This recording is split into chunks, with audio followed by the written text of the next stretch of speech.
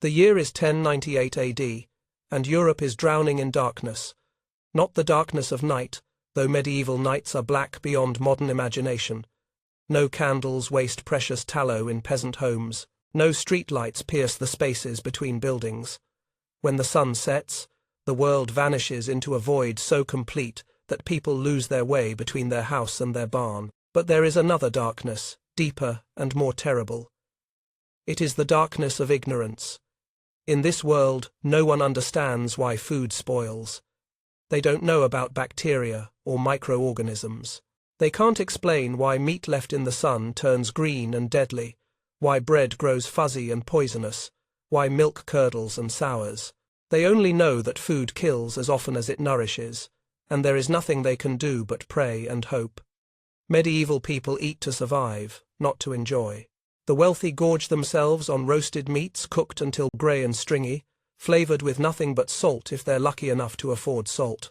They wash down their meals with weak ale because water often carries disease they cannot see or understand.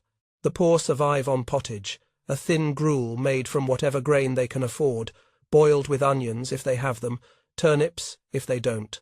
Both rich and poor face the same enemy, food that tastes like suffering. Into this world of darkness and bland desperation, a child is born who will change everything. Her name is Hildegard von Bermersheim, and from her first breath, she is different. The signs appear early. At age 3, she describes lights that no one else can see, brilliant, shimmering halos around people and animals, colours that pulse and dance in the air.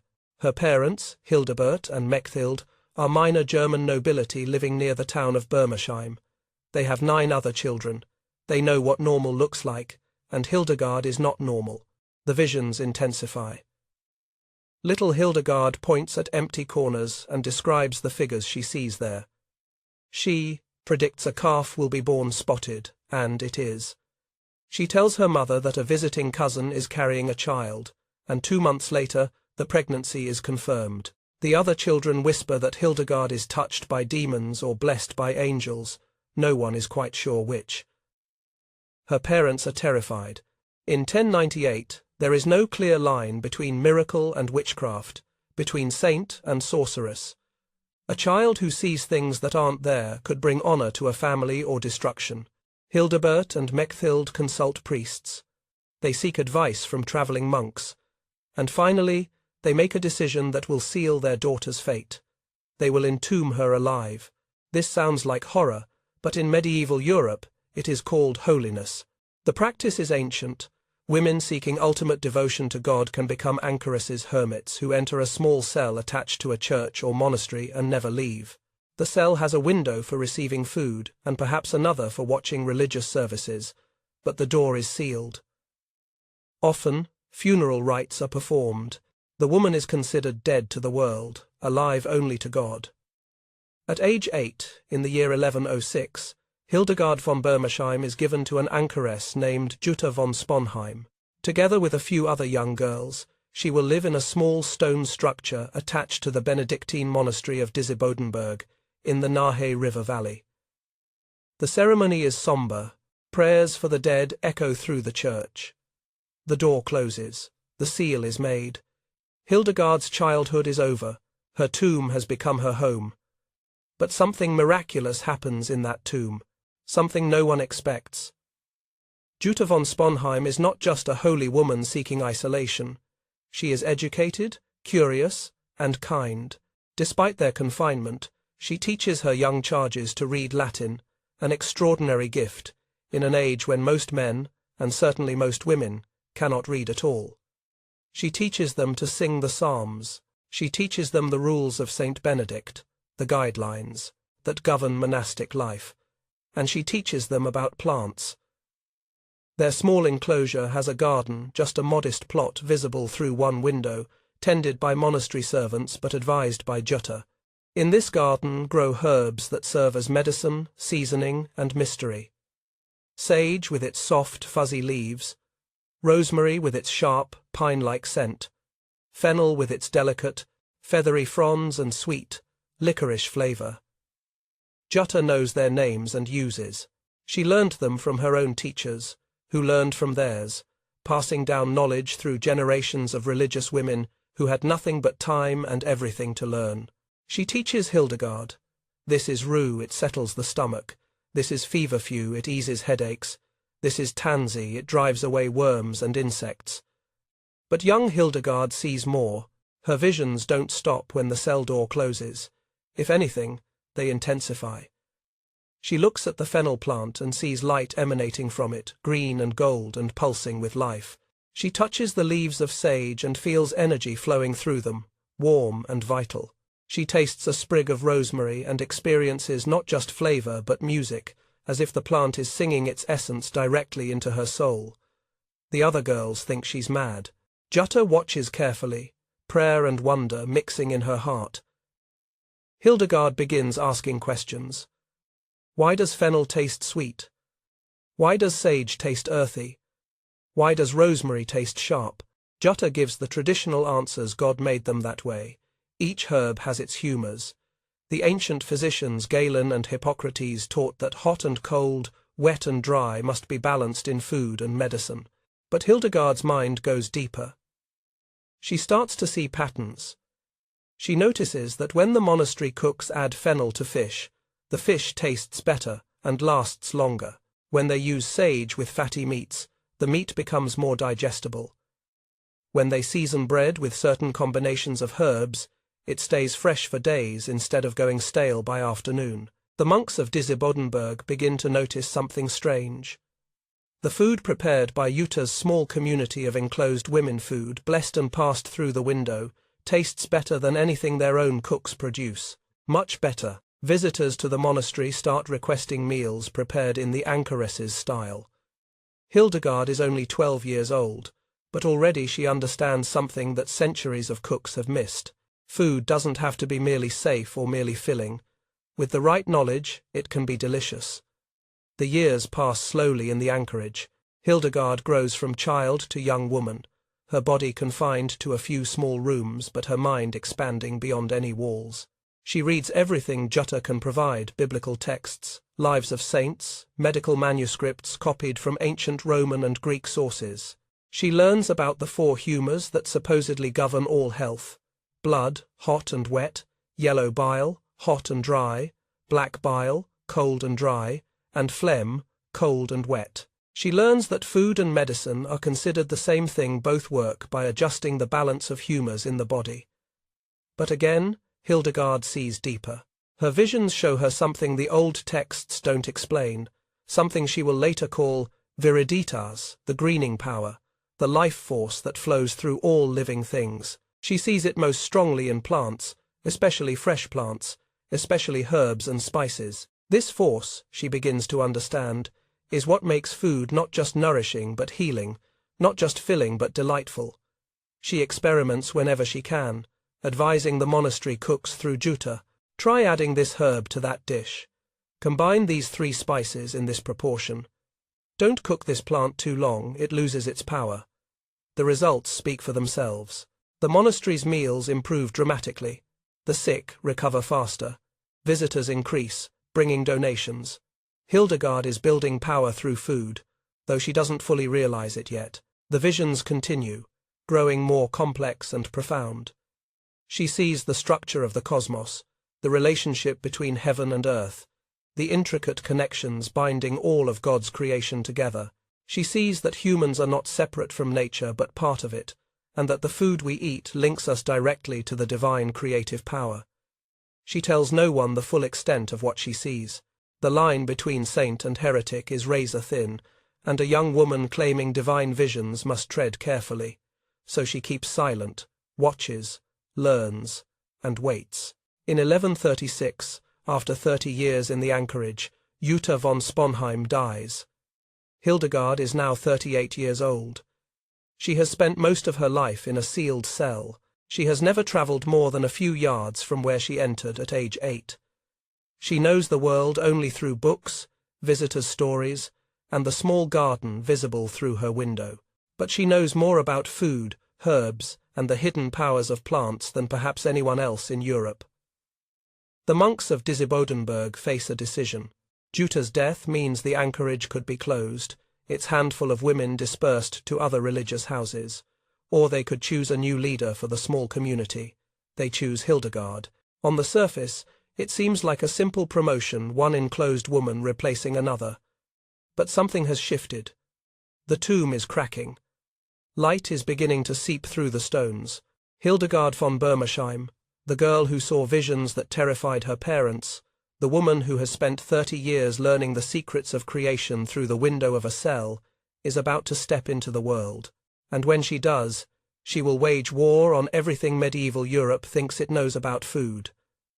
Her weapon will be knowledge. Her battlefield will be every kitchen, every garden, every table from Germany to Rome. Her enemies will be ignorance, waste, disease, and the bland acceptance that food must be either scarce or spoiled, filling or poisonous, never truly, wonderfully, gloriously delicious. The vision in the flames is about to become reality. The impossible is about to become inevitable. Hildegard's revolution is about to begin. Part 2. Breaking the Stone Seal. The year 1136 marks a turning point, not just for Hildegard but for medieval cuisine itself, though no one realizes it yet. When the monks of Disibodenberg elect Hildegard as Magistra Mother Superior of their small women's community, they think they are making a safe choice. She is known, reliable, pious. She has spent 30 years in their monastery. What could possibly change? Everything. Hildegard's first act is to demand something unthinkable. She wants the anchorage opened. Not completely, she and her small group of nuns will still live under strict religious rules, still maintain enclosure from the world. But she wants the right to move between rooms, to access the monastery's library directly, to tend the gardens herself instead of merely advising through a window. The monks are shocked. Anchoresses don't leave their cells. That's the entire point, to die to the world, to live in holy isolation. But Hildegard has spent 30 years proving her value. The monastery's reputation has grown significantly because of the excellent food associated with Jutta's community, which means associated with Hildegard's knowledge. Visitors bring donations. Wealthy families send daughters to be educated. The monks depend on the prestige and income she generates. Reluctantly, they agree to modified enclosure. The tomb cracks open. Hildegard steps out into the full monastery grounds for the first time since childhood. She is 38 years old, and she sees the world with new eyes, eyes that have been trained for 3 decades to perceive patterns, connections, and possibilities invisible to others. She goes immediately to the monastery gardens. What she finds horrifies her. The gardens are functional but primitive random plots of vegetables, a small herb section with common medicinals, nothing organized or optimized. This is typical of medieval monasteries, which view gardens as necessary nuisances, sources of food and simple medicines, but nothing more. Hildegard sees not gardens but a battlefield, and the enemy is winning. The enemy is waste, spoilage, disease, malnutrition, bland, joyless eating. She has spent years observing these problems from her window, and now she can finally fight back directly. She reorganizes everything. First, she expands the herb garden dramatically. She writes to other monasteries, requesting cuttings and seeds. She corresponds with merchants, inquiring about spices from distant lands. Slowly, her collection grows. Common herbs like sage, rosemary and thyme, but also more exotic plants, galangal from Asia, a root with complex, spicy sweet flavor, pelletry from the Mediterranean with its tingling, warming properties, caraway, cumin, and fennel seeds that can transform simple breads into memorable feasts. She organizes the gardens not alphabetically but by purpose and properties. Here are the warming herbs, which add heat and aid digestion. There are the cooling herbs, which soothe and calm. Over there are the sweet herbs, which delight the palate while balancing other flavors. She creates combinations, gardens, where herbs that work well together grow side by side, fennel with dill, sage with rosemary, parsley with chervil. But gardens are just the beginning.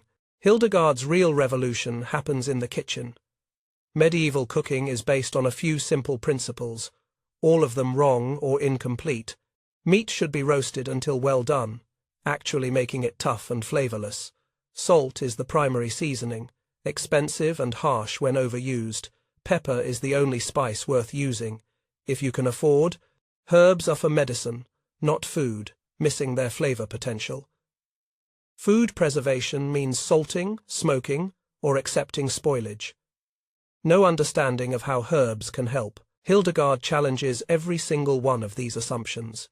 She begins with bread, the foundation of the medieval diet. Standard monastery bread is made from whatever grain is cheapest, usually wheat or rye mixed with water, salt, and sometimes a bit of lard. It's baked until hard and eaten until stale or mouldy, at which point it's thrown to pigs. Hildegard experiments obsessively.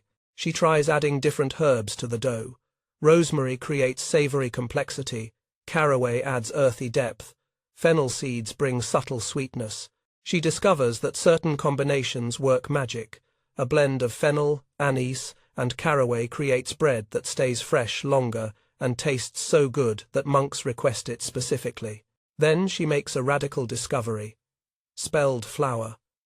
Spelled is an ancient grain, less common than wheat, harder to process, and generally considered inferior by medieval cooks. But Hildegard's visions have shown her something different.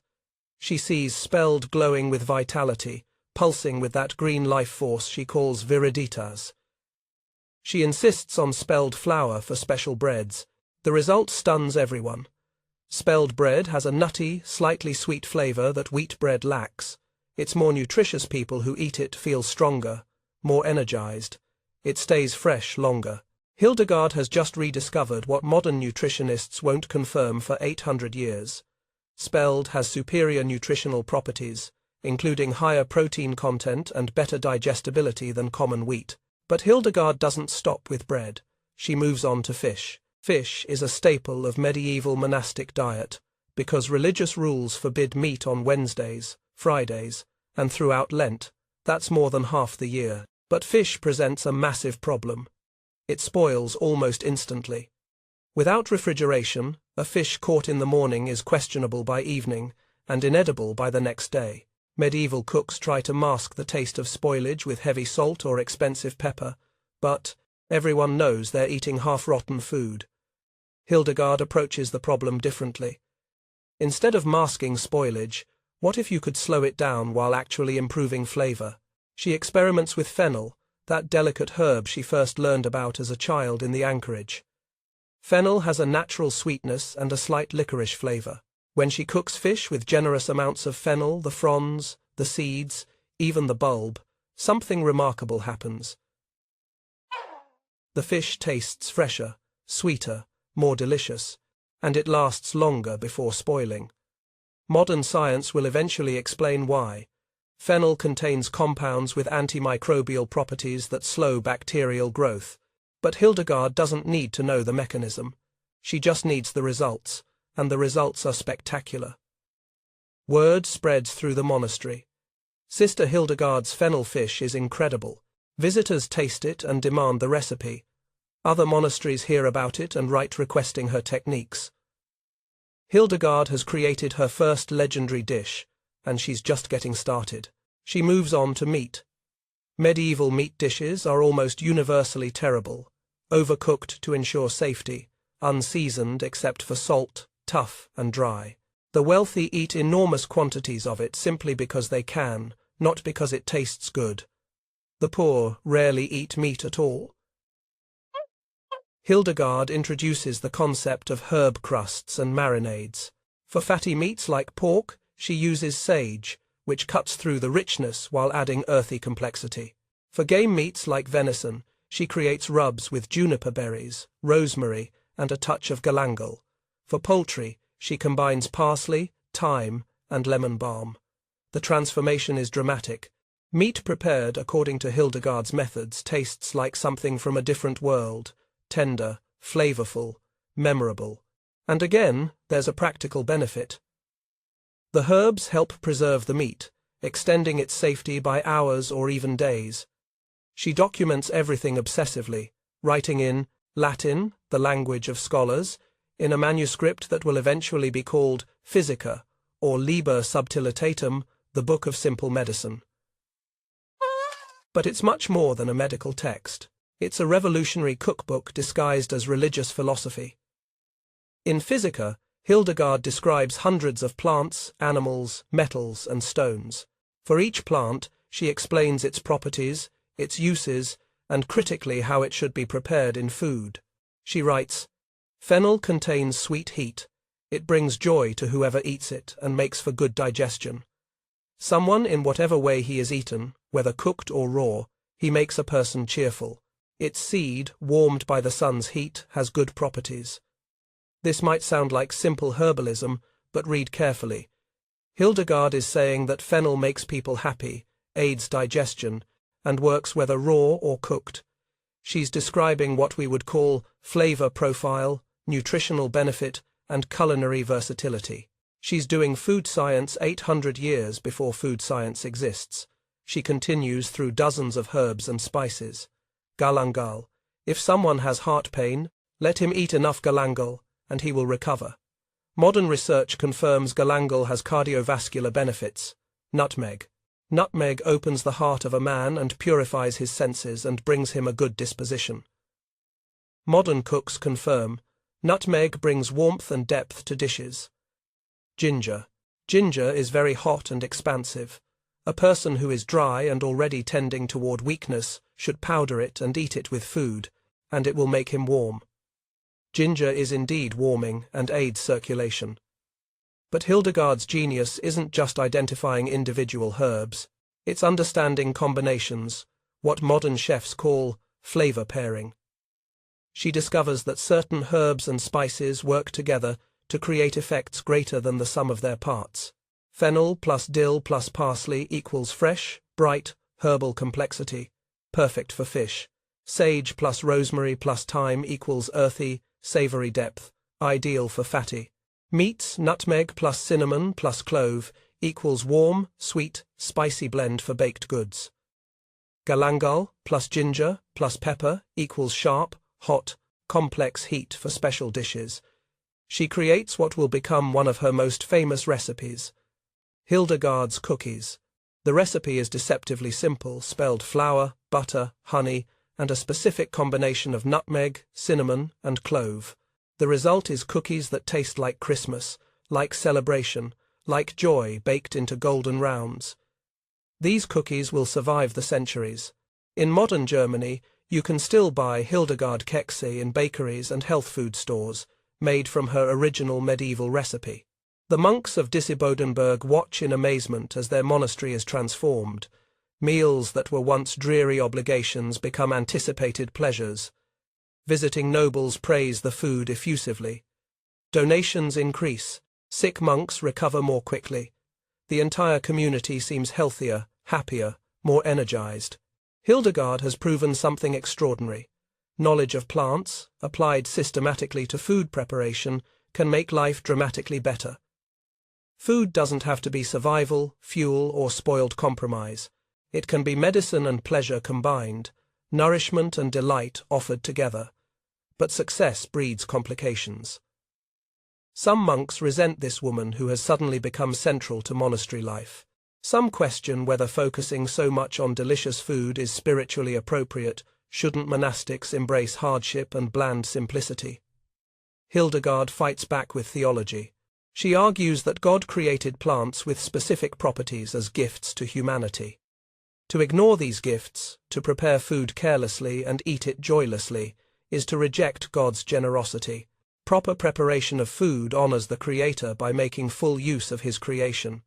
Delicious food isn't sinful indulgence, it's grateful acceptance of divine providence. It's a brilliant argument, and it works. Hildegard has positioned her culinary revolution as religious duty. By 1140, Hildegard has been magistra for 4 years, and Disibodenberg has become famous for its excellent food and healthy community. But Hildegard is already planning her next move, her next battle in the war against culinary ignorance. She wants independence. She wants her own monastery, where she can implement her ideas fully, without negotiating with skeptical monks. She wants to build something completely new. She begins having visions of a place called Rupertsberg, a hill near the town of Bingen where the Nahe River meets the Rhine. In these visions, God commands her to found a new monastery there. The monks of Disibodenberg are horrified. Lose Hildegard? Lose the prestige, the donations, the incredible food, the growing fame of their monastery? Never. But Hildegard has learned something crucial over her 38 years of confinement and 4 years of leadership. You cannot stop someone who claims to speak for God. The battle for independence is about to begin, and Hildegard will need every ounce of courage, cunning, and conviction she has developed.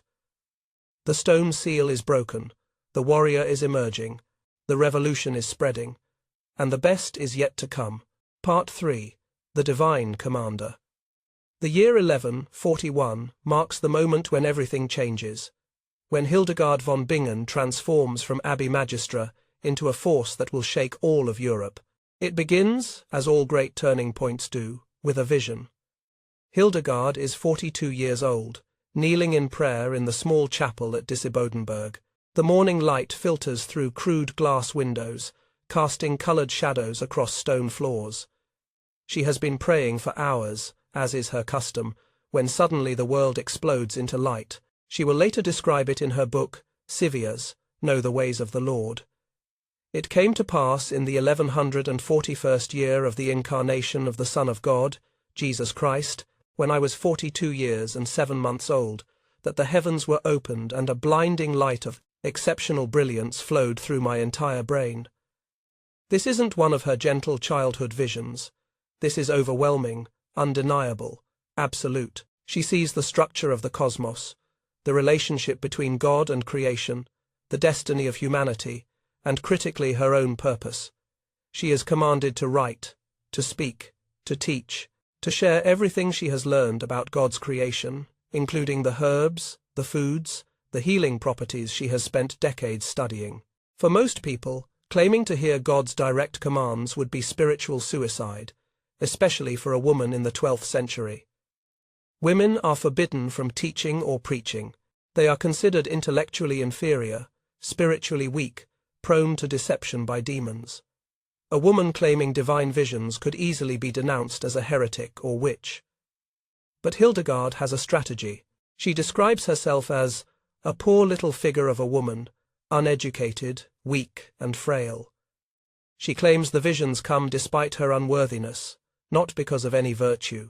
She positions herself as merely a vessel, a passive receiver of divine knowledge. It's brilliant rhetoric and possibly even sincere, but it's also strategically perfect. By claiming weakness, she makes herself unassailable. To question her visions is to question God's choice of messenger, and who would dare suggest God made a mistake? She begins writing Civias, but she doesn't do it alone. She recruits a monk named Volmar as her secretary, writing down her visions as she dictates them. Having a male scribe adds credibility. The visions are authenticated by a monk, not just reported by a woman. But Hildegard needs more than local support. She needs protection from the very top of church hierarchy. She executes a brilliant political maneuver. She writes to Bernard of Clairvaux.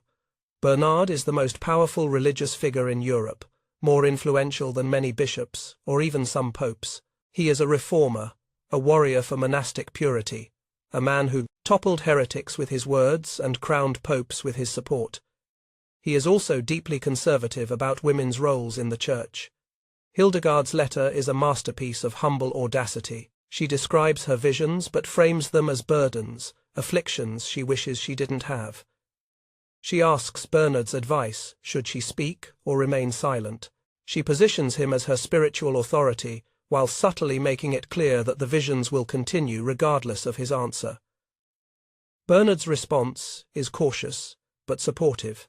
He essentially says, if God has given you these visions, you must share them, but do so carefully and with humility. It's the opening Hildegard needs. The next move is even bolder. In 1147 to 1148, Pope Eugenius III himself visits Trier for a synod, a major church council. Bernard of Clairvaux is there. And Bernard brings Hildegard's writings to the Pope's attention. Pope Eugenius reads passages from Civias aloud to the assembled clergy. He gives his papal blessing to Hildegard's visions and writings, encouraging her to continue her work. Hildegard has just received the highest possible endorsement. She is now untouchable, protected by papal authority itself. A poor woman from minor nobility, once sealed in an anchoress's cell, has become a voice that popes listen to. She immediately uses this power to execute her next great plan, founding her own monastery. The visions about Rupertsberg intensify. God, Hildegard announces, commands her to leave Disibodenberg and establish a new religious community on the hill near Bingen. She describes the location, precisely the junction where the Nahe meets the Rhine, visible to travellers, accessible to pilgrims, perfect for the community she envisions. The monks of Disibodenberg respond with fury. They have invested years in Hildegard. Her presence has made their monastery prosperous and famous. Her food innovations have attracted donations and visitors. Her growing reputation brings prestige. Losing her would be a catastrophe. Abbot Kuno of Disibodenberg flatly refuses. He argues that moving would be imprudent, dangerous, financially impossible. He suggests Hildegard's visions on this matter might be mistaken, perhaps influenced by pride or ambition rather than divine inspiration. It's a direct challenge, and Hildegard responds with dramatic force. She becomes ill gravely, mysteriously, completely ill. She cannot leave her bed. She cannot eat. She seems to be dying. The message is clear. God is punishing the community for disobeying his command. Either they let Hildegard go to Rupertsberg, or they watch her die and face the consequences of defying divine will. Modern historians debate whether this illness was genuine, perhaps psychosomatic, triggered by the stress of opposition, or strategic, a calculated gambit to force compliance. Either way, it works. Abbot Kuno relents. Hildegard can go to Rupertsberg, but not easily. The monastery will provide minimal support. She'll have to raise funds herself, secure the land herself, supervise construction herself. If she fails, she can't come crawling back. Hildegard accepts immediately. Within days, she begins recovering. Within weeks, she's making plans. She takes about 20 nuns with her young women who have become her students, believers in her vision, practitioners of her culinary arts. She also takes Volmar, her faithful secretary. Together, they face the enormous challenge of building a monastery from nothing. Rupertsberg, in 1147, is just a hill. There are ruins of an old church, long abandoned, crumbling stone walls overgrown with weeds. There's no dormitory, no refectory, no kitchen, no gardens, no water system. There's nothing. Hildegard begins the war on multiple fronts simultaneously. Front 1. Fundraising. She writes letters to every wealthy noble family she can identify, every sympathetic bishop, every monastery that might contribute. She explains her divine mandate, her vision for a community devoted to learning and healing, her proven track record at Disibodenberg. Money begins trickling in, donations of silver, grants of land, promises of ongoing support. Front 2. Construction. She hires builders and supervises them personally, making decisions about every detail. The dormitory must have proper ventilation. The refectory must have large windows for light and air. Revolutionary thinking in an era when most buildings are dark, stuffy, disease-breeding. The kitchen must be large enough for serious food preparation, with proper hearths and storage. Front 3. Gardens. Even before the buildings are complete, Hildegard begins laying out gardens. This is her battlefield, her laboratory, her source of power. She plans meticulously. Medicinal herbs here, culinary herbs there, experimental plots for testing new combinations, organized sections for different properties and purposes. Front 4. Water systems. She designs an innovative water management system, bringing fresh water from springs higher on the hill through channels and pipes to serve the kitchen, infirmary, and gardens. Clean, abundant water is essential for both hygiene and food preparation. Front 5. Recruitment. She actively seeks wealthy young women to join her community. In medieval Europe, noble families often send daughters to religious houses. It's an honorable alternative to marriage, and a generous dowry accompanies each woman. Hildegard targets families she knows will appreciate her educational approach and her focus on practical knowledge alongside spiritual development. The work is exhausting, endless, sometimes overwhelming, but Hildegard has spent 40 years preparing for this moment. She is fighting for complete independence, for the ability to implement her vision without compromise, and she will not surrender. By 1150, Rupertsberg is functional. The buildings stand solid, the gardens flourish, the community of nuns has grown to 30, then 40, and Hildegard's reputation has exploded, beyond anything she achieved at Disibodenberg. Now she has complete control. Her kitchens prepare food exactly according to her principles. Her gardens produce exactly the herbs she wants. Her nuns learn exactly the techniques she has perfected. The results are spectacular. Visitors to Rupertsberg report experiencing meals unlike anything they've encountered elsewhere. Fish tastes fresh and sweet, seasoned with fennel and dill. Breads are golden and nutty, made from spelled flour with herb combinations that seem almost magical. Meats are tender and flavorful, rubbed with sage and rosemary, galangal and juniper. Vegetables shine with vitality, dressed simply with herbs that enhance rather than mask their natural qualities. But Hildegard's innovations go beyond recipes. She is developing a complete philosophy of food and health based on her concept of viriditas, the greening power, the life force. She teaches that food contains varying amounts of viriditas depending on how it's grown, harvested, and prepared. Fresh herbs picked at the right time have maximum viriditas. Vegetables from healthy soil carry more life force than those from depleted ground. Food prepared with knowledge and care retains its viriditas, while food carelessly cooked or left to spoil loses it. This isn't just medieval mysticism, it's a surprisingly accurate understanding of what we now call nutrition. Fresh herbs do contain more beneficial compounds than dried or old herbs. Vegetables from healthy soil are more nutritious than those from depleted soil. Careful cooking preserves more nutrients than overcooking or spoilage. Hildegard has intuited fundamental nutritional principles through a combination of careful observation, systematic experimentation, and visionary insight. She writes all of this down in Physica, and another major work called Causae et Curae, Causes and Cures. These texts are revolutionary. They contain detailed descriptions of hundreds of plants and their properties, specific instructions for preparing foods to maximize health benefits, recipes that combine medicinal and culinary purposes, advice on diet for different constitutions and conditions, instructions for using food as preventive medicine, copied by hand in her scriptorium. These manuscripts begin circulating to other monasteries, to noble courts, to university centers. Hildegard's knowledge spreads like seeds on the wind, taking root wherever it lands. Her fame grows. Nobles begin sending their sick relatives to Rupertsberg, hoping Hildegard can cure what other physicians cannot. Bishops visit to consult with this remarkable abbess. Other monasteries write requesting advice on everything from garden planning to bread recipes.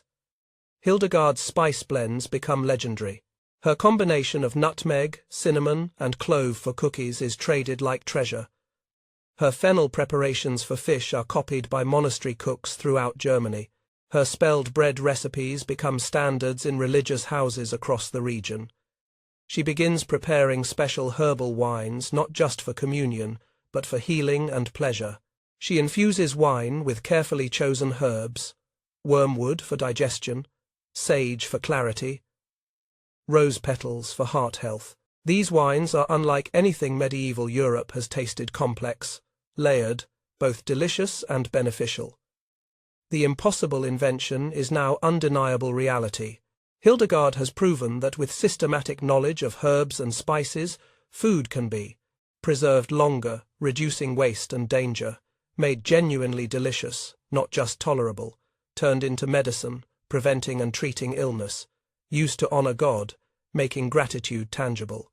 But Hildegard isn't content with just culinary revolution. She has papal approval for her visions and writings. She has a thriving, independent monastery. She has financial security from donations and wealthy students. She has proven that a woman can lead, teach, innovate, and succeed. Now she's going to do something absolutely unprecedented. She's going on tour. Between 1158 and 1171, Hildegard will embark on 4 major preaching tours through German territories. She will travel to Cologne, Trier, Bamberg, Würzburg, and other major cities. She will preach in churches and cathedrals to audiences of monks, nuns, clergy, and lay people. For a woman to preach publicly is almost unheard of. St. Paul's letters explicitly forbid women from teaching or speaking in church. The Church has reinforced this restriction for over 1,000 years. But Hildegard has the ultimate trump card: papal approval and divine mandate. She isn't claiming to teach based on her own authority, she's simply reporting what God has shown her. How can anyone object to God's chosen messenger? She preaches with fiery intensity, calling out corruption among clergy, demanding reform, challenging complacency. But she also spreads her gospel of food and healing, explaining how proper use of God's creation can improve life, health, and spiritual connection. She dines with emperors and abbots, with bishops and nobles. She demonstrates her principles wherever she goes, showing how simple ingredients properly prepared can create exceptional meals. She leaves behind converts to her methods, cooks who adopt her techniques, monasteries that request her recipes, nobles who transform their court kitchens based on her advice. By 1165, Hildegard von Bingen is arguably the most famous woman in Europe. She corresponds with popes, emperors, bishops, and abbots across the continent. She has written books that circulate widely. She has composed music that is performed in monasteries throughout Germany. She has created a culinary revolution that is changing how Europe eats. The girl who was sealed in a tomb has become a commander whose orders reach from the Rhine to Rome. But every commander knows that the peak of power is also the beginning of vulnerability. Storm clouds are gathering. Opposition is building. The forces of conservatism and resentment are preparing their counterattack. Hildegard's greatest battles still lie ahead. Part 4. The Empire of Flavor. The years between 1150 and 1165 represent Hildegard's golden age, her apex of influence, the moment when her culinary empire reaches its greatest extent. Rupertsberg flourishes like one of Hildegard's carefully tended gardens, growing and producing abundance. The monastery now houses 50 nuns, an enormous community for the time. These aren't just any nuns, they're daughters of nobility, educated women, many bringing substantial dowries that fund ongoing operations and expansion. Hildegard has created something unique in medieval Europe, a center of female learning and practical expertise that rivals the great male monasteries. While monks at famous houses like Cluny or Citeaux focus on theological study and manuscript copying, Rupertsberg combines spiritual devotion with practical sciences, medicine, herbalism, music, and especially food science. The day begins before dawn with matins, the first of the canonical hours of prayer. But even prayer at Rupertsberg is different. Hildegard has composed original music for her community complex, soaring melodies unlike anything else in medieval Europe. Her musical style is unique. Dramatic leaps between notes, unusual intervals, melodies that seem to climb toward heaven. She calls this symphonia, the harmony between earth and heaven, and it transforms routine prayer into transcendent experience. After matins and lauds comes breakfast, simple but prepared according to Hildegard's principles. Spelled bread with honey, perhaps some fresh cheese seasoned with herbs. Even this simple meal demonstrates her philosophy. Use the best ingredients, prepare them properly, eat mindfully with gratitude. Then the nuns disperse to their assigned tasks. Some go to the scriptorium to copy manuscripts, both religious texts and Hildegard's own works. Some work in the infirmary, treating sick visitors using Hildegard's remedies. Some tend the extensive gardens, and some work in the kitchens, the heart of Hildegard's revolution. The Rupertsberg kitchen is unlike any other monastery kitchen in Europe. It's large, well ventilated, equipped with multiple hearths for different cooking methods. There are dedicated areas for different tasks: bread making here, herb preparation there, food storage in a cool room specially designed to slow spoilage. Most remarkably, the kitchen operates like a teaching laboratory. Senior nuns instruct younger ones in Hildegard's methods, passing down not just recipes but understanding. They learn why fennel works with fish, complementary flavors, antimicrobial properties, why sage suits fatty meats, cuts richness, aids digestion, why certain herbs must be added at specific times during cooking to preserve their properties or develop their flavors. The gardens are Hildegard's masterpiece. She has expanded them to cover several acres of the hillside, organized with scientific precision. The culinary garden contains everyday cooking herbs, arranged by flavor profile and purpose. Bright, fresh herbs, fennel, dill, parsley, chervil, earthy, savory herbs, sage, rosemary, thyme, oregano, sharp, pungent herbs, garlic, onions, leeks, chives. Sweet, aromatic herbs, sweet basil, lemon balm, sweet Sicily. The medicinal garden grows herbs primarily for healing, though many have culinary uses. Digestive aids, fennel, ginger, galangal, pellitory. Pain relievers, feverfew, willow, bark, poppy. Anti-inflammatories, chamomile, comfrey, arnica, tonics, sage, rue, tansy, wormwood. The experimental garden is where Hildegard tests new combinations and varieties, different growing conditions for the same herb, unusual herb pairings to test flavor combinations, new plants acquired from traveling merchants or visiting monasteries, cross-cultivation experiments to develop better varieties. The production garden grows herbs and vegetables at scale for the monastery's daily needs and for preparing products to trade or gift to supporters. Hildegard spends hours each day in these gardens, even in her 60s. She observes everything: which plants thrive together, which soil conditions produce the strongest flavor, what time of day yields the most potent herbs, how weather affects growth and properties. She has developed what we might call a harvest timing system. She teaches that herbs picked at different times have different properties. Morning harvest, after dew dries, maximum freshness, bright flavor midday harvest, full sun, strongest essential oils, most intense flavor, evening harvest before dew, mellower flavor, better for drying, pre-flowering harvest, best leaf flavor, full flowering harvest, maximum medicinal properties, seed harvest, concentrated flavor, long storage life. This isn't superstition. Modern food science confirms that the time of harvest significantly affects flavor compounds and nutrient content in herbs. Hildegard's culinary innovations continue to evolve. She refines her spice blends, creating signature combinations that become associated with specific dishes.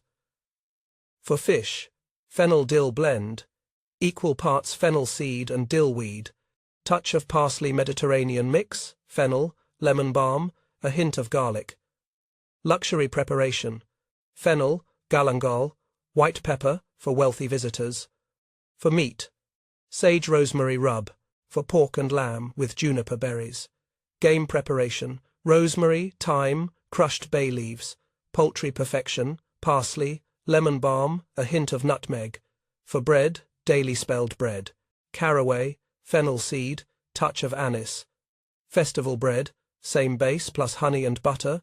Medicinal bread, wormwood for digestion, or other herbs for specific conditions.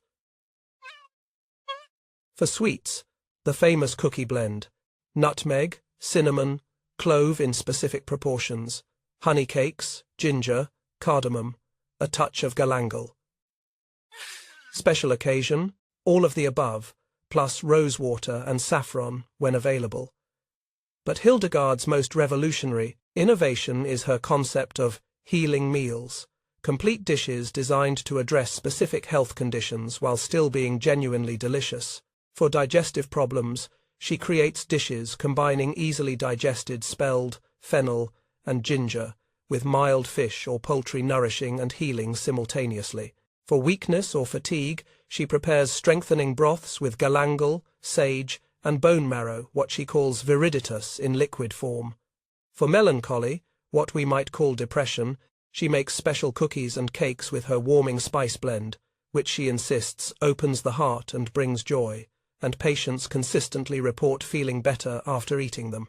For fever, she prescribes cooling cucumber and lettuce dishes, seasoned with specific herbs that reduce heat without suppressing the body's healing response. Modern nutritionists examining Hildegard's healing meals find them surprisingly sound, easily digestible when needed, nutrient-dense for strengthening, containing compounds that modern science recognizes as beneficial. The fame of Rupertsberg's food spreads across Europe. Visitors arrive specifically to experience meals prepared according to Hildegard's methods. They describe flavors unlike anything they've known, food that tastes vibrant, alive, joyful. Nobles begin sending their cooks to Rupertsberg for training. A week or month spent in Hildegard's kitchen, learning her techniques, becomes a prestigious credential. Cooks return to their courts and transform the food served there, spreading Hildegard's revolution one noble household at a time. Other monasteries write requesting detailed instructions. Hildegard responds generously, providing recipes, seed samples, and advice. Her influence ripples outward through religious networks, changing how monasteries across Germany, France, and beyond approach food preparation. Her writings circulate ever more widely. Copies of Physica multiply in scriptoriums across Europe. Wealthy individuals commission their own copies, paying handsomely for illustrated versions. University centers acquire copies for their libraries. Medical practitioners consult them as authoritative references. Hildegard corresponds with everyone who matters in European politics and religion. Pope Alexander III. She writes offering advice on church reform and receives respectful replies, acknowledging her wisdom. Emperor Frederick Barbarossa, I.C. They clash over his support of an antipope, but even in conflict, Frederick treats Hildegard as someone who must be taken seriously. When he visits the region, he stops at Rupertsberg and experiences her legendary hospitality and food. Bishop after bishop, ex-pawn, she advises them on everything from spiritual matters to practical monastery management. Her reputation for wisdom is such that bishops genuinely want her opinion.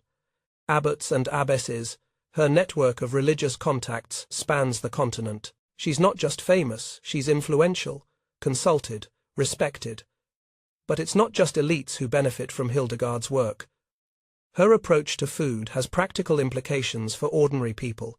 The recipes and techniques she develops don't require expensive imported spices. Yes, she uses exotic ingredients when available, but her core methods work with common herbs that can be grown in any garden.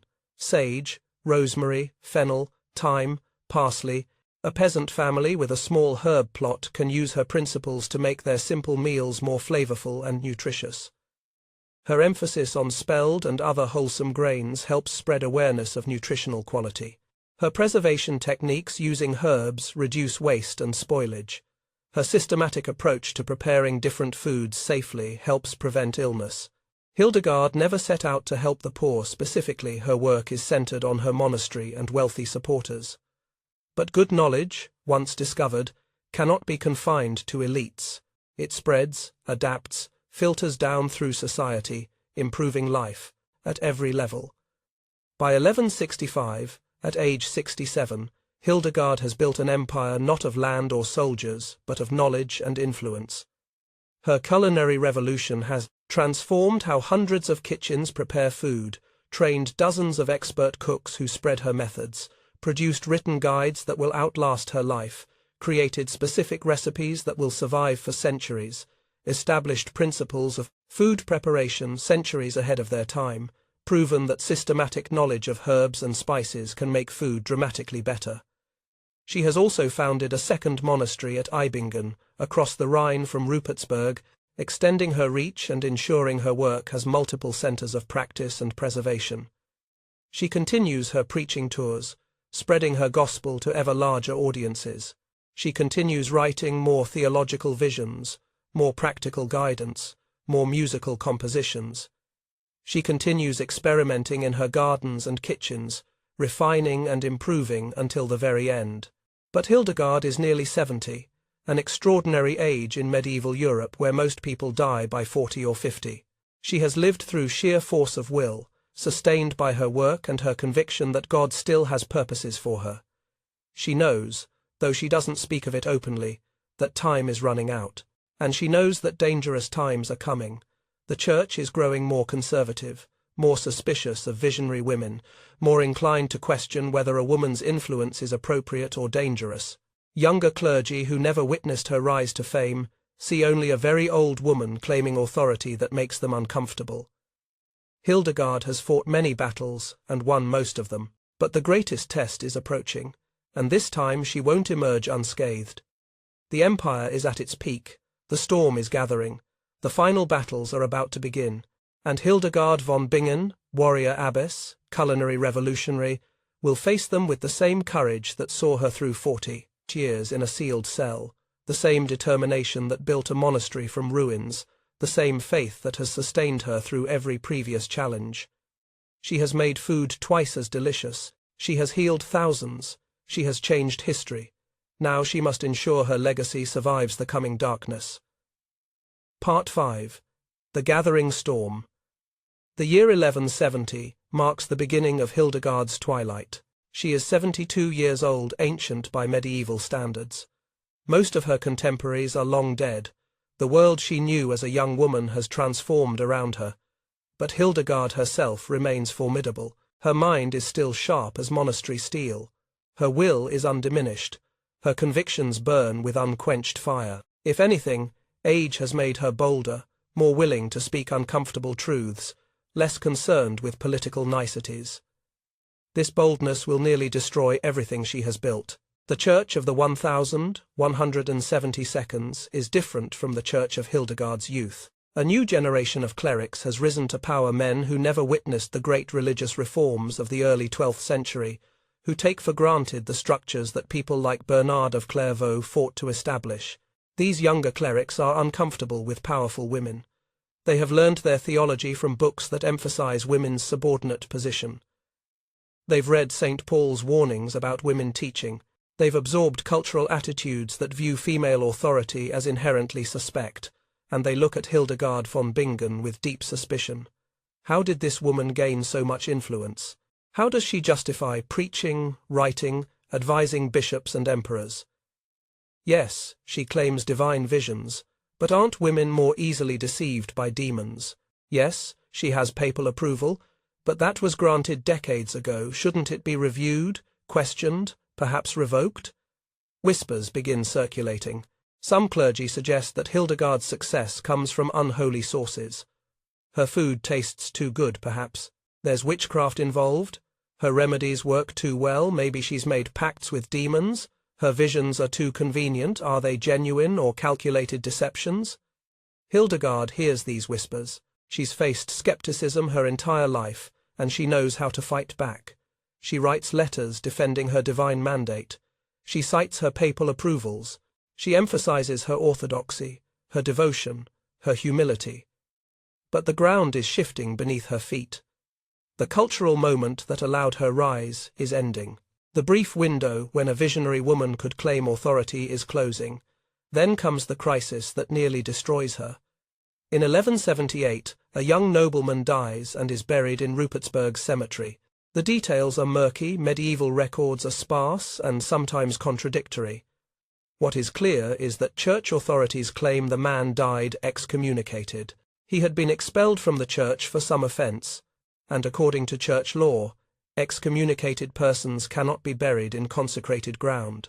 The Archbishop of Mainz, Christian von Buch, orders Hildegard to exhume the body, to dig up the corpse and remove it from holy ground.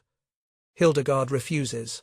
Her reasoning is complex. She claims the man repented before death and received final sacraments from a priest, meaning his excommunication was lifted. Without contemporary documents, we can't know if this was true, partially true, or Hildegard's interpretation of ambiguous circumstances. But the deeper issue is principle. Hildegard has always fought for the sanctity of the body, the importance of proper burial, the dignity owed to the dead. Exhuming a body seems to her like desecration, a violation of both human decency and divine order. She also, though she doesn't say this directly, resents the Archbishop's imperious tone. Christian von Buch is relatively new to his position. He never knew Bernard of Clairvaux, never witnessed Hildegard's rise, never saw popes approve her visions. To him, she's just an elderly nun who should obey without question. To Hildegard, he's an upstart who doesn't understand that she answers to God first, church hierarchy second. The standoff intensifies. The Archbishop repeats his demand. Hildegard repeats her refusal. Letters fly back and forth, each side citing church law, scriptural precedent, theological principles. Then the Archbishop plays his trump card. He places Rupertsberg under interdict. An interdict is a devastating punishment. It means the monastery cannot perform most religious services. No Mass, no communion, no sacraments except for the dying, and critically for a musical community like Rupertsberg, no singing. For Hildegard, this last prohibition is especially cruel. She has devoted decades to creating a musical culture at Rupertsberg. Her compositions are central to community identity. Music, for Hildegard, isn't just aesthetic pleasure, it's theology made audible creation, praising Creator, heaven, touching earth. Silencing Rupertsberg's music is like silencing Hildegard herself. The interdict also has practical consequences. No visitors means no donations. No religious services means no prestige. The monastery's reputation suffers. Wealthy families begin withdrawing daughters. Planned donations evaporate. The economic engine that has funded Hildegard's work sputters and stalls. The nuns of Rupertsberg face a terrible choice: obey their abbess or obey the Archbishop. Most stay loyal to Hildegard, but the strain is enormous. They continue their daily routines, but in eerie silence. They pray privately. They hum hymns under their breath. They maintain their gardens and kitchens, preparing food according to Hildegard's principles, even though visitors have stopped coming. It's like being sealed in the anchorage again, cut off from the world, silenced, restricted. Except this time, it's not just Hildegard but her entire community suffering. Hildegard fights back with the only weapon she has left: words. She writes to the Archbishop, and her letter is a masterpiece of controlled fury. She argues her case legally and theologically. She questions whether the interdict is just. She points out the harm being done to innocent nuns who have committed no offense. Then she shifts to her ultimate argument: music itself. She writes that music is essential to worship, that humans are commanded to praise God, that silencing voices raised in praise is itself a kind of blasphemy. She describes music as the echo of heavenly harmony, the way humans participate in divine creation.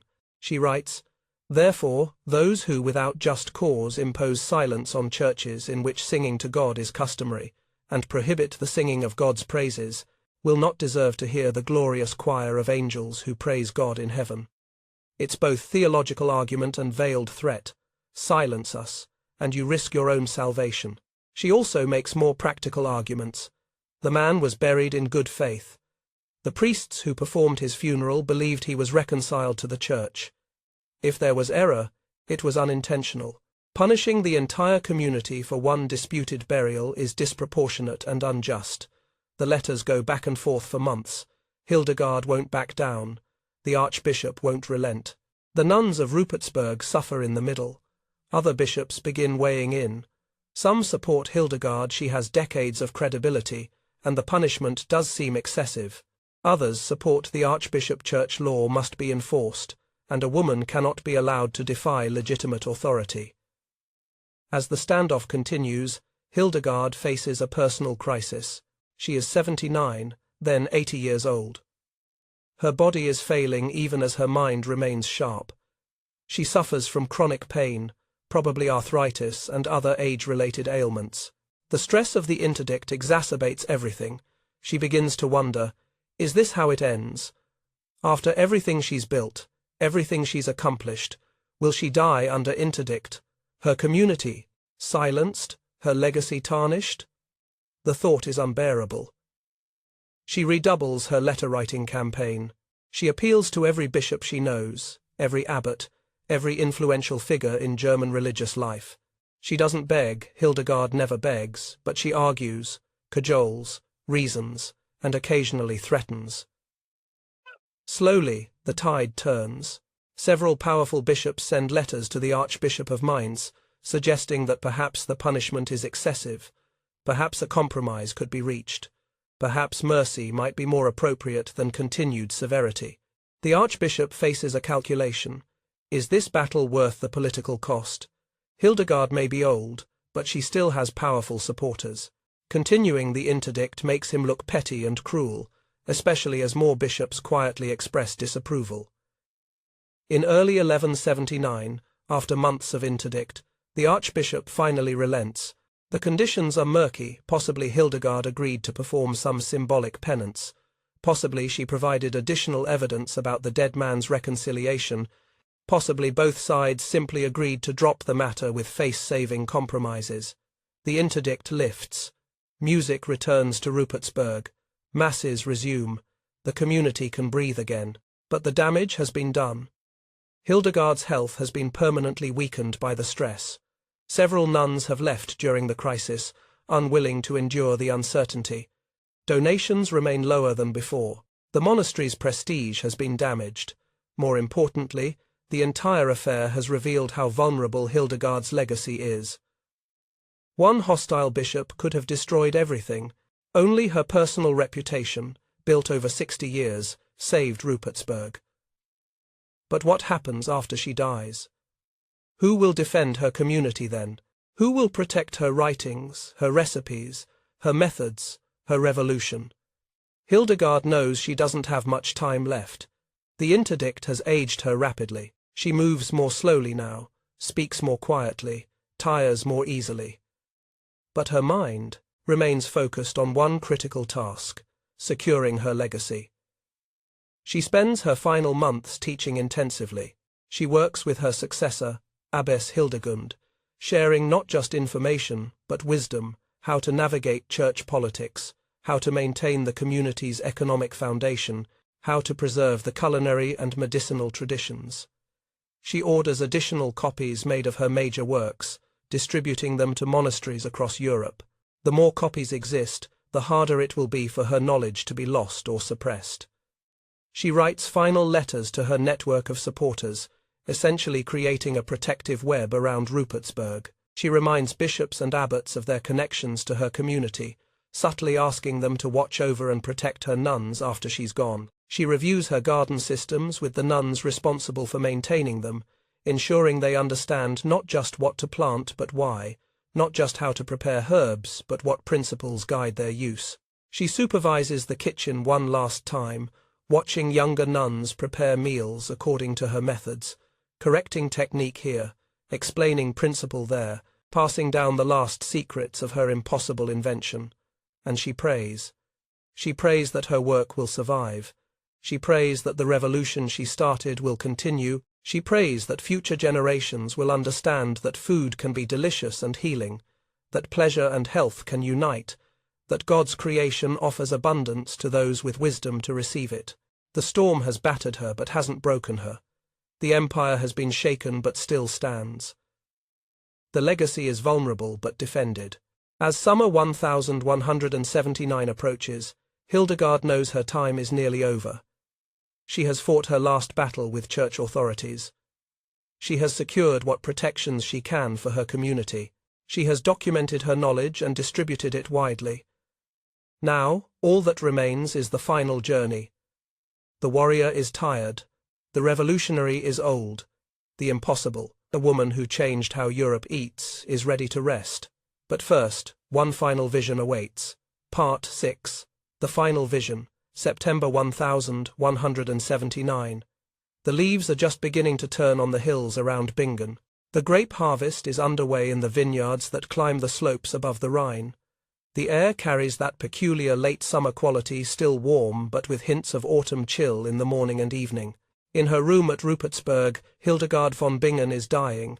She is 81 years old, an age so advanced that people whisper it's a miracle she's lived so long. Most medieval people are dead by 40. Hildegard has lived twice that, surviving through sheer determination, excellent nutrition from her carefully prepared foods, and perhaps divine favor. But even miracles end. Her body is shutting down, one system at a time. The nuns of Rupertsberg maintain constant vigil. They take turns sitting with their abbess, praying beside her bed, offering sips of water or herb tea when she can still swallow. They know these are her final days, possibly her final hours. Hildegard drifts in and out of consciousness. Sometimes she's lucid, speaking clearly, giving final instructions.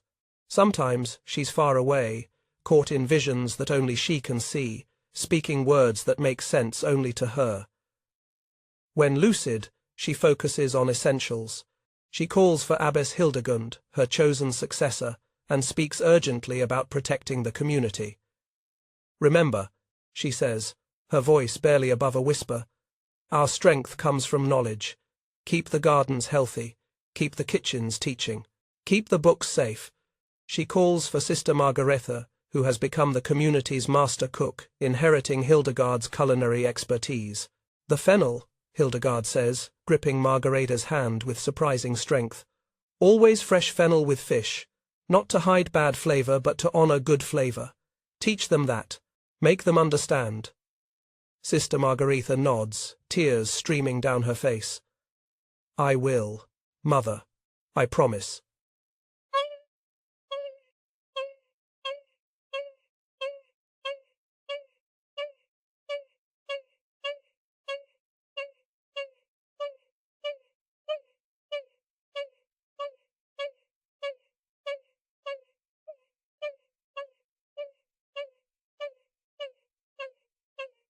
The gardener, to each, she gives final guidance, last wisdom, critical reminders about specific techniques or principles. But mostly, she drifts in vision. She sees the gardens of Rupertsberg spreading outward like ripples on water, expanding across fields and hills, across Germany, across Europe, across centuries. She sees kitchens where women and men prepare food according to principles she discovered, even if they don't know her name. She sees herb gardens in thousands of monasteries, millions of homes, growing plants she championed. She sees her books, Physica, Quasi et Curae, Civias copied and recopied, carried across borders, translated into new languages, preserved in libraries she will never visit, read by people not yet born. She sees darkness, too. She sees her manuscripts, scattered, lost, forgotten. She sees her name fading from memory, even as her knowledge persists, uncredited. She sees men claiming her discoveries as their own. She sees the church growing more restrictive toward visionary women, shutting down the brief window of possibility she exploited. But then the vision shifts again, and she sees resurrection. She sees future centuries rediscovering her work, recognizing her genius, restoring her name. She sees her music performed in concert halls. She sees her face on book covers. She sees people calling her Doctor of the Church, a title she couldn't imagine in her lifetime. Whether these visions are prophetic, delusional, or simply the dying dreams of an exhausted brain, no one can say. But they seem to bring her peace. On the 17th of September 1179, Hildegard opens her eyes one final time. The nuns gathered around her bed see she's returned to full lucidity. She looks at each of them with love and recognition. "Sing," she whispers. The nuns hesitate. Should they disturb her final moments with sound? "Sing," Hildegard commands with surprising force. So they sing. They sing one of Hildegard's own compositions, O Virtus Sapientiae, O Power of Wisdom, their voices blending in the complex harmonies she taught them, rising and falling in the unique intervals that characterize her musical style. As they sing, Hildegard smiles. The chronicles written by her nuns report that, as she died, strange lights appeared in the sky, two brilliant arcs like rainbows, crossing over the abbey, shining even though there was no rain. Modern historians assume this was creative embellishment, symbolic description rather than literal truth. But the nuns swear they saw it. Visitors in the area report seeing unusual lights. Something happened, whether natural phenomenon or divine sign. What's certain is that Hildegard von Bingen, visionary, abbess, composer, herbalist, healer, and culinary revolutionary, died peacefully surrounded by the community she built, the women she taught, the legacy she created. Her body is prepared for burial according to Christian custom, but with distinctive touches. The nuns place herbs from her garden in her shroud: fennel and sage, rosemary and thyme, the plants that were the tools of her revolution. They sing continuously through the night, performing her compositions, filling the monastery with the music she loved. The funeral is surprisingly well attended. Word of her death spread quickly, and clergy, nobility, and ordinary people arrive to pay respects. Some come because they knew her personally, some come because she treated their illnesses, some come because they ate at her table and never forgot the experience. She is buried in the church at Rupertsberg, near the altar, in a place of honor. Her grave becomes an immediate pilgrimage site. People come to pray for healing, and many report miracles, sudden recoveries from illness, relief from chronic pain, restoration of health. The church begins investigating whether Hildegard should be canonized, declared an official saint. The process is slow and complicated, and ultimately, official canonization doesn't happen in the medieval period. But popular devotion continues. People venerate her as a saint regardless of official status. Her community at Rupertsberg continues her work. Abbess Hildegund proves to be a capable successor, maintaining the standards Hildegard established. The gardens flourish. The kitchen continues producing excellent food. The scriptorium keeps copying manuscripts, both Hildegard's works and others. But immediately, the vultures begin circling. Other monasteries request copies of Hildegard's writings, but some make improvements, adding male names as co-authors or primary authors, claiming Hildegard merely recorded what male scholars discovered. Some recipes from Physica appear in other texts with no attribution. Her culinary innovations spread rapidly but increasingly without acknowledgement of their source. Male physicians begin appropriating her herbal knowledge. They consult Physica for information but publish their own books presenting the knowledge as their own discoveries. Hildegard's systematic understanding of herbs and spices becomes general knowledge, absorbed into medieval medicine and cooking, but divorced from her name. This is partly inevitable. In an age before copyright, before academic citation norms, knowledge is considered common property, and partly it's deliberate. A woman's contributions are less valuable, less credible, easier to ignore or minimize. The Church grows more conservative. The 13th century will bring the Inquisition, systematic persecution of heresy, and increasing suspicion of visionary women. Hildegard dies at just the right time a few decades later. Her visions and public preaching might have gotten her burned as a heretic. Her two monasteries continue for centuries. Rupertsberg maintains its prestige for generations, though never quite matching the glory of Hildegard's era. Eibingen, the daughter house across the Rhine, has a more stable existence. But in 1632, during the 30 Years' War, Swedish Protestant troops sack Rupertsberg. The monastery is destroyed, burned, reduced to ruins. The nuns flee to Eibingen. Hildegard's grave is opened, her relics removed and scattered to protect them from desecration. Rupertsberg is never rebuilt. The hill where Hildegard created her revolution returns to wilderness, the gardens overgrown, the kitchen silent, the buildings crumbling into memory. It seems like total defeat. The physical center of Hildegard's work is destroyed. Her community is scattered. Her grave is disturbed. Even her bones are divided, pieces sent to different churches as relics. But books are harder to destroy than buildings. Manuscripts are scattered across Europe in dozens of monastery libraries. Every copy destroyed means 10 more survive elsewhere. Hildegard's knowledge persists even when her buildings fall. And knowledge, once truly useful, never entirely dies. It adapts, transforms, resurfaces in new forms. The fennel preparations for fish continue in German kitchens. Cook teaching cook, generation after generation, the origin forgotten but the technique preserved. The spelled bread recipes persist in bakeries, the special flavor and nutrition recognized even when Hildegard's name is lost. The herb combinations for meat continue in monastery kitchens and noble households, the proportions refined through practice, but the basic principles unchanged. The understanding that food can be both delicious and healing, that herbs and spices properly used make everything better, that systematic knowledge produces superior results, all of this remains. Hildegard is dead. Her body is broken and scattered. Her monasteries will be destroyed or diminished. Her name will fade from popular consciousness for centuries, but her impossible invention survives. The revolution continues without its revolutionary. The empire persists without its empress. The knowledge spreads without its original teacher. Hildegard von Bingen has achieved what few innovators manage.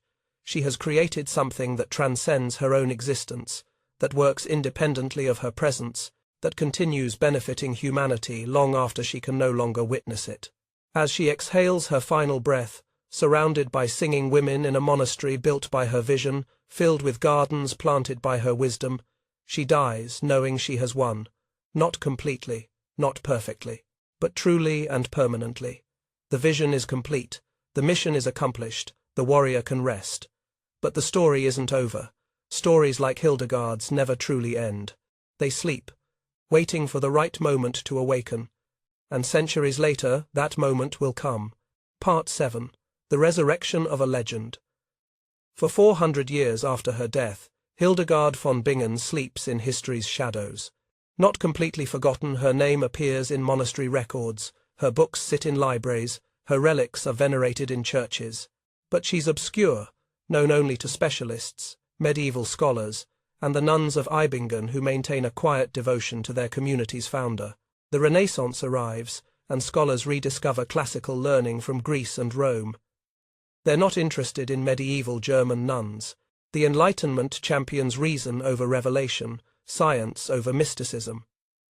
Hildegard's visions seem like medieval superstition. The Industrial Revolution transforms Europe, making medieval herbalism seem quaint and irrelevant. By 1800, Hildegard is nearly erased from history. A few dusty manuscripts survive in libraries. A handful of scholars know her name. But she has no popular recognition, no cultural presence, no legacy that ordinary people can access. Then, slowly at first, but building momentum, the resurrection begins. The first stirrings come from an unexpected direction. The Romantic movement of the 19th century. Romantics rebel against Enlightenment rationalism, celebrating emotion, intuition, connection with nature, medieval mysticism. They begin exploring medieval literature and discovering Hildegard. In 1857, Cardinal Giovanni Petra publishes a collection of her writings, Anna Lecta Sacra, bringing her theological works to scholarly attention.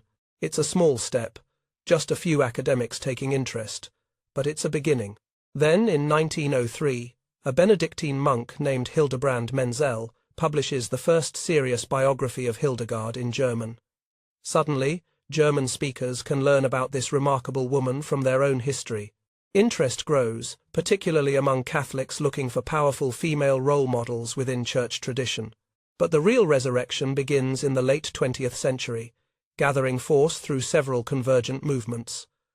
The women's movement discovers Hildegard in the 1960 seconds, 1980 seconds. Feminists searching for historical examples of female achievement find this medieval abbess, who preached publicly, wrote authoritatively, commanded respect from popes and emperors, and created knowledge in multiple fields. She becomes a symbol of women's capabilities even in patriarchal systems. The early music movement rediscovers her compositions in the 1970 seconds, 1980 seconds. Musicians exploring medieval music find Hildegard's unique haunting melodies. They record albums of her work. Her music plays on classical radio stations. People who never heard of Hildegard suddenly find her ethereal compositions moving and beautiful. A 1994 album of her music sells millions of copies, topping classical music charts worldwide. The herbal medicine revival reconnects with her botanical knowledge in the 1980 seconds, 1990 seconds. As people grow skeptical of pharmaceutical companies and synthetic drugs, they seek natural alternatives. They rediscover medieval herbalism, and Hildegard's Physica becomes a foundational text. Modern herbalists validate her formulas, finding that her combinations genuinely work. The Whole Foods movement embraces her philosophy of food in the 1992 2000s. As industrial, food production creates health crises: obesity, diabetes, heart disease. People seek alternatives. They discover Hildegard's emphasis on whole grains spelled, fresh herbs, natural flavors, food as medicine. Her 900-year-old ideas suddenly seem revolutionary again. The organic movement recognizes her understanding of sustainable cultivation. Her garden methods, which worked with natural cycles and plant properties rather than forcing production with chemicals, align perfectly with organic principles. By the year 2000, Hildegard has become a cultural phenomenon, particularly in German-speaking countries, but spreading globally.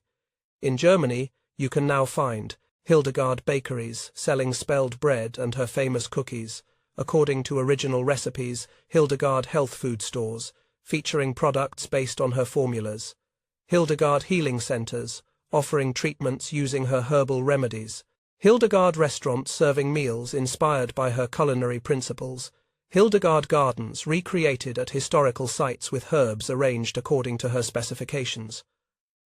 Modern chefs discover that her herb combinations work brilliantly in contemporary cuisine. Fennel with fish isn't just medieval medicine, it's genuinely delicious food pairing. Her spice blends for meats and baked goods create flavors that modern palates love.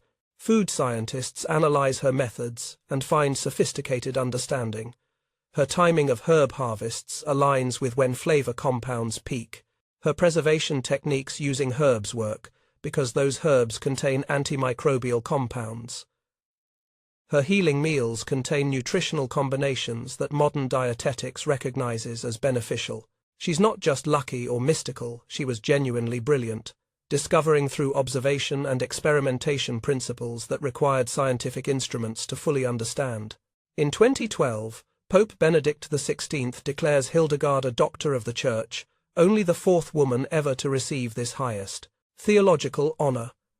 The Church that silenced her with interdict in her final years now recognizes her as one of its greatest teachers.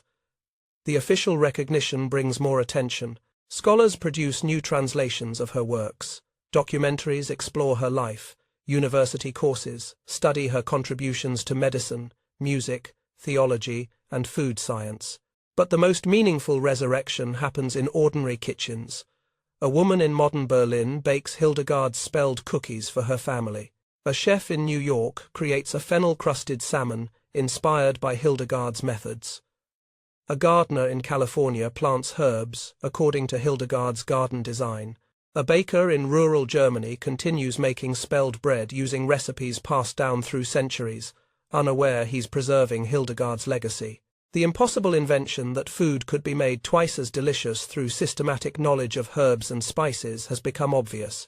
Every modern cookbook takes for granted what Hildegard had to discover. Specific herbs pair with specific foods. Combinations create complex flavors. Proper preparation enhances both taste and nutrition. We don't think about it as revolutionary because it's ubiquitous, but someone had to discover it first, document it, teach it, spread it. That someone was Hildegard von Bingen. Modern nutritionists studying her work find remarkable accuracy. Her emphasis on spelled proves correct. It's more nutritious and digestible than modern wheat. Her use of fennel for digestive health is validated by research on its properties. Her warming spices, ginger, galangal, cinnamon genuinely aid circulation and metabolism. Her combinations of herbs for different conditions often match what modern pharmacology confirms. Her concept of viriditas aligns with what we now call phytonutrients, antioxidants, and bioactive compounds in fresh plants. She didn't have microscopes or chemical analysis, but through careful observation and systematic experimentation, she discovered principles that remain valid. The 21st century brings new appreciation of what Hildegard achieved against impossible odds. As a woman in a thoroughly patriarchal society, she claimed authority and made it stick. As an enclosed nun, she influenced politics and culture far beyond monastery walls. Without scientific instruments, she developed sophisticated understanding of food and medicine. Without formal education, she wrote in Latin and engaged with scholarly discourse. Against enormous opposition, she founded communities, wrote books, and spread knowledge. Modern women facing professional barriers look to Hildegard as proof that obstacles can be overcome. Modern chefs seeking authenticity and flavor study her combinations. Modern herbalists building natural medicine practices consult her formulas. Modern musicians performing medieval repertoire include her compositions. Her relics, scattered during the 30 Years' War, are now housed in the Abbey Church of St. Hildegard in Eibingen, the monastery she founded that still operates today, now rebuilt and thriving. Pilgrims visit to honor her memory. Researchers consult the abbey's archives. The nuns continue traditions she established 800 years ago. In a supreme irony, the monastery at Rupertsberg, destroyed in 1632 and never rebuilt, has become an archaeological site. Researchers excavate the ruins, discovering remains of Hildegard's gardens, her kitchen, her buildings. They find plant residues, herb storage areas, evidence of food preparation. Science is reconstructing what Hildegard created, validating through archaeology what written records describe. The wheel has turned completely. The woman who was once locked in a cell and nearly forgotten by history now has museums dedicated to her memory, university chairs studying her work, commercial products bearing her name, and millions of people benefiting from knowledge she discovered. But perhaps the most fitting tribute to Hildegard comes not from scholars or churches, but from ordinary people who have never heard her name. Every time someone adds fresh fennel to fish because they know it tastes better, uses spelled flour for its superior nutrition and flavor, combines nutmeg, cinnamon, and clove in holiday cookies, plants an herb garden with culinary and medicinal plants, prepares food thoughtfully, aware that ingredients and methods matter, believes that food can be both delicious and healing. They participate in Hildegard's legacy, whether they know it or not. She set out to prove that with proper knowledge, food could be made twice as delicious. She succeeded so completely that her innovation became obvious, assumed, fundamental to how we think about cooking. That's the ultimate victory. To change the world so thoroughly that your revolution becomes invisible. So natural that people can't imagine it was ever different. Hildegard von Bingen fought her battles with knowledge as her weapon, persistence as her shield, and vision as her guide.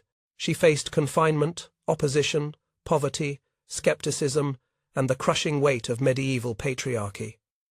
She won. Not in her lifetime, when victory seemed uncertain at best, not in the centuries immediately after her death, when her name faded and her buildings crumbled. But in the longest view, in the realm of ideas and human progress, she won decisively.